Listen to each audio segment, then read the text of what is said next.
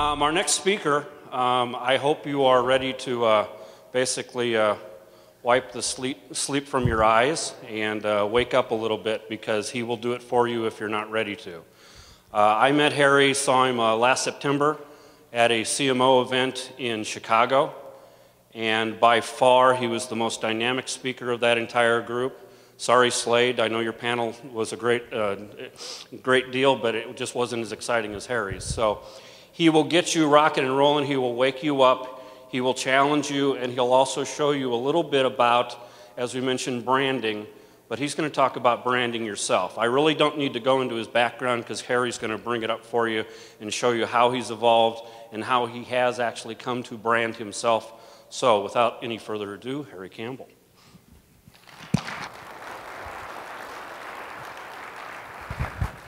Thanks, Glenn.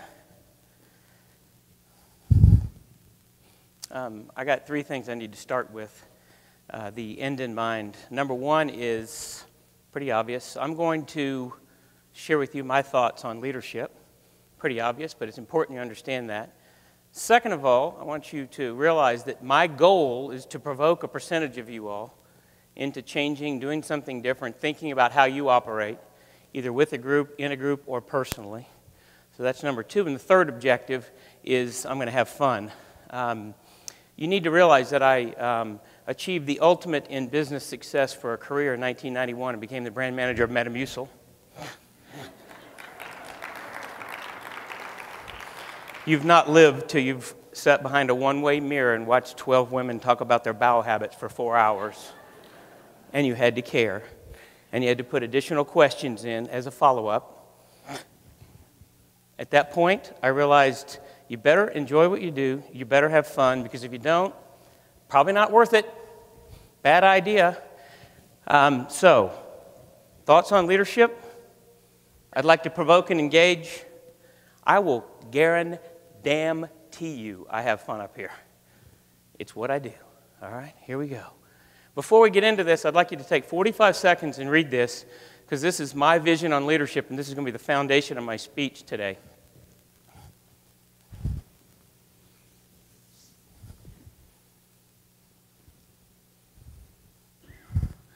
Blah, blah, blah, blah. You know, I actually wrote that, and a couple people that even know me read that and said, "Is that really true?" And I said, "Oh, no, please." Everybody knows at least some boss that talks like this.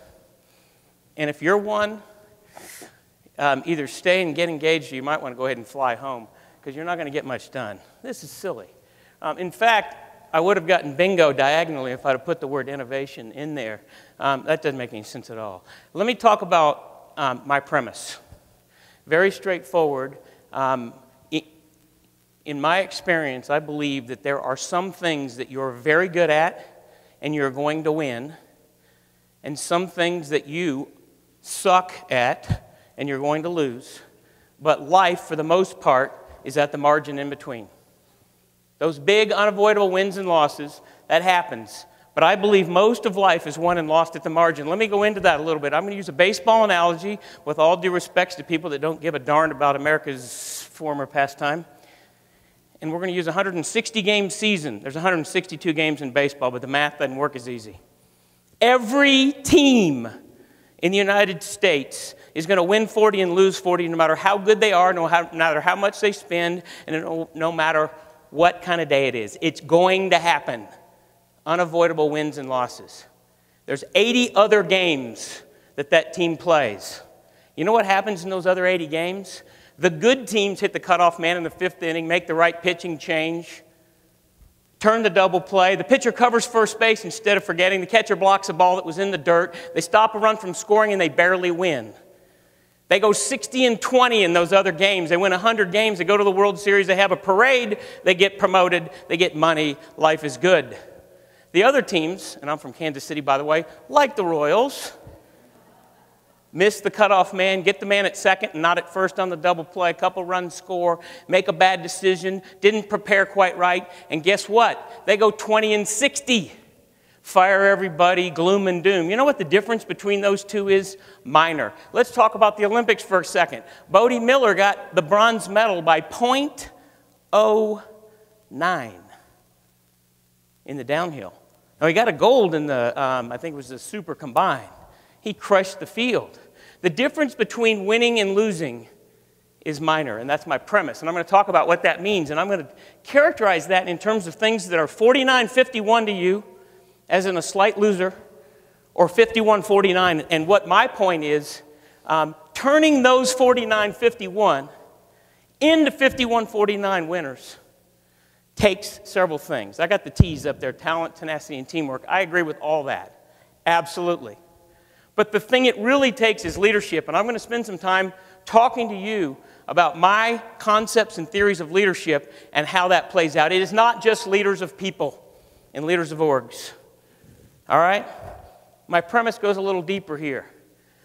I used to go to interview folks on campus, talking to students, and HR group would come in and they want to have a pre-meeting with me and give me a packet and tell me what questions I was supposed to ask and all the forms I was supposed to fill out, and I would take that and throw all that stuff right in the trash. I'd say, all I care about is finding leaders. They said, that's not enough. I said, you know what? I have to be able to answer the question for you and the person interviewing what I mean by leaders. And so I broke it into three legs of the stool, and I said, leadership of business, people, and self. Go one step further and say, leadership of your business, your people, and yourself has a chance to tip the balance. I had a fantastic opportunity when I was young in my career with Procter & Gamble. I moved to Northwest Arkansas, and I got to watch Sam Walton and David Glass operate the business. I was a young punk in the corner. They wouldn't have known me from Boo, but I watched them. And I was at a trade show in 1990, and David Glass, who was the CEO at the time, wandered up, and I happened to ask him, I said, why are you so much better than Kmart? Kmart wasn't bankrupt at the time. They were still formidable, but Walmart was getting better and better.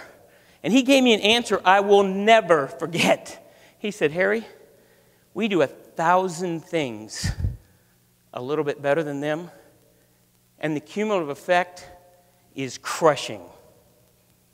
Bank on it.